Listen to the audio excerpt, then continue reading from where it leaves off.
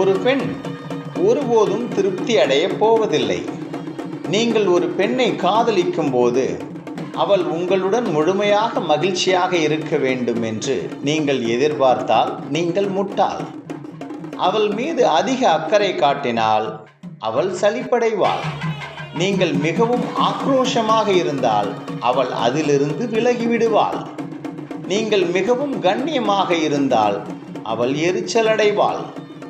அவளிடம் மிக குறைவாக பேசினால் உனக்கு வேறு எங்காவது தொடர்பு இருப்பதாக அவள் கருதுவாள்.